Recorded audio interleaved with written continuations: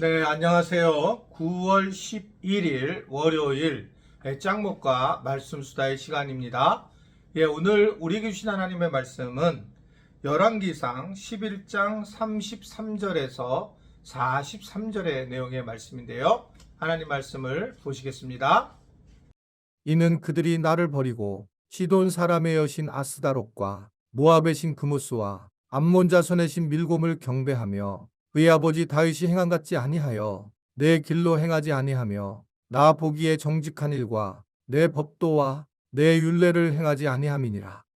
그러나 내가 택한 내 종 다윗이 내 명령과 내 법도를 지켰으므로 내가 그를 위하여 솔로몬의 생전에는 온 나라를 그의 손에서 빼앗지 아니하고 주관하게 하려니와 내가 그의 아들의 손에서 나라를 빼앗아 그 10지파를 내게 줄 것이요 그의 아들에게는 내가 한 지파를 주어서 내가 거기에 내 이름을 두고자 혜택한 성읍 예루살렘에서 내 종 다윗이 항상 내 앞에 등불을 가지고 있게 하리라. 내가 너를 취하리니 너는 내 마음에 원하는 대로 다스려 이스라엘 위에 왕이 되되 내가 만일 내가 명령한 모든 일에 순종하고 내 길로 행하며 내 눈에 합당한 일을 하며 내 종 다윗이 행함같이 내 율례와 명령을 지키면 내가 너와 함께 있어 내가 다윗을 위하여 세운 것 같이 너를 위하여 견고한 집을 세우고 이스라엘을 내게 주리라. 내가 이로 말미암아 다윗의 자손을 괴롭게 할 것이나 영원히 하지는 아니하리라 하셨느니라 한지라. 이러므로 솔로몬이 여로보암을 죽이려 하매 여로보암이 일어나 애굽으로 도망하여 애굽 왕 시삭에게 이르러 솔로몬이 죽기까지 애굽에 있으니라. 솔로몬의 남은 사적과 그의 행한 모든 일과 그의 지혜는 솔로몬의 실록에 기록되지 아니하였느냐. 솔로몬이 예루살렘에서 온 이스라엘을 다스린 날수가 40년이라. 솔로몬이 그의 조상들과 함께 자매 그의 아버지 다윗의 성읍에 장사되고 그의 아들 르호보암이 대신하여 왕이 되니라. 네, 오늘 말씀을 보면 솔로몬 왕 이후에 이제 르호보암과 여로보암이 갈라지는 그런 장면을 이제 우리가 보게 되는데요. 그 중에 이제 오늘은 여로보암에 대한 이야기가 나와 있는 말씀입니다. 여로보암은 결국은 북쪽의 이스라엘의 10지파를 담당하는 역할을 하게 되었습니다. 그가 이렇게 이런 일을 하게 된 동기는 이미 우리가 알다시피 솔로몬이 우상 숭배를 말년에 하면서 하나님의 이제 분노를 사게 되었고, 그래서 이스라엘이 두 나라로 이제 나눠지는 남유다와 북이스라엘로 분단 국가가 형성되는 그런 과정을 겪게 되는 그런 장면입니다. 계속 마찬가지지만 우리가 지금 역사를 보는 이유는 역사 안에서 동일하게 움직이는 어떤 틀이 있다라고 하는 걸 엿보게 돼요. 처음에는 하나님을 잘 믿다가 시간이 지나면서 점진적으로 죄를 범하게 되고, 나중에는 이제 최악의 상태가 되는 것이 어떤 인간의 어떤 모습인데 솔로몬의 모습이기도 하고 또 어떻게 보면 우리의 모습이기도 하다, 이렇게 생각하게 됩니다. 신앙생활을 예를 들면 청년 때만 하는 게 아니고 중년과 노년 때도 신앙생활을 하게 되고 또 몸이 아파서 죽음을 앞두고도 신앙생활을 하게 될 텐데, 그러나 시간이 지남에 따라서 신앙생활하기가 점진적으로 어려워진다. 이것은 사실입니다. 어떻든 간에 우리가 이 나이 먹어가면서 하나님을 깊이 만나는 장면을 갖고 하나님의 법에 순종하고 그 법을 따라야 하는데, 그럼 하나님께서 축복해 주신다고 했는데 처음에는 잘 하다가 나중에 익숙해지면 이것을 멀리 하게 되는 것이 인간의 어떤 모습이고 인간의 죄성에 대한 모습이다라는 것을 계속적인 역사서를 통해서 우리는 이해를 하게 됩니다. 결국 이 다윗 왕조에 대해서도 하나님이 이제 유지를 시키실 거라고 얘기를 하고 있고, 그럼에도 이 다윗 왕조들이 잘 세워지지 못하면서 특별히 이스라엘이 이제 또 징계를 받게 되는데, 그런데 이때도 왜 그렇게 하게 됐느냐? 죄를 깨달았는데 회개하기를 원하시는 그런 하나님의 모습이 숨어져 있기 때문에 그렇습니다.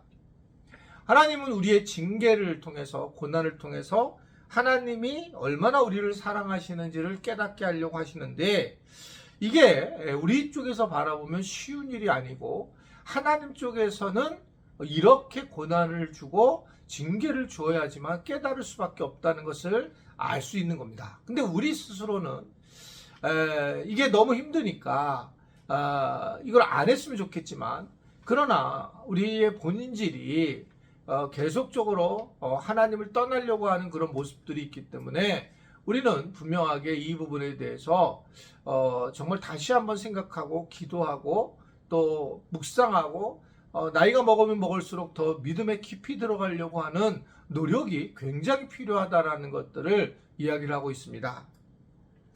에베소서 1장 17절에 보게 되면 우리 주 예수 그리스도의 하나님 영광의 아버지께서 지혜와 계시의 영을 너희에게 주사 하나님을 알게 하시고 라고 바울이 고백하는 장면이 나와요. 하나님을 알게 하시고, 우리가 하나님을 모르는 거 아니잖아요. 그런데 하나님을 알게 하시고라고 하는 이 단어가 얼마나 중요한 얘기인가를 우리가 생각을 해야 됩니다. 하나님을 알게 하시고, 하나님은 하나님인 것을 계속 우리에게 알리려고 하고 있고, 우리는 계속 죄를 범하면서 회개치 아니하고 도리어 하나님 앞에 멀리 떠나려고 하는 모습들을 계속 우리에게 보여주고 있습니다. 이 여로보암이나 이 이스라엘 왕들이 다 그랬는데, 결국 하나님의 율례와 명령에 순종을 하면 하나님은 왕권을 보호해 주시고 가문을 보여 주신다고 약속하지만, 결국은 이런 언약의 약속들에 대해서 불순종하는 과정들로 계속 가면서 결국은 하나님의 은혜를 누리지 못하는 상황이 되는 경우가 많이 있음을 우리에게 알려주고 있습니다. 우리는 그렇게 예상보다 단단한 믿음을 가진 존재가 못 됩니다.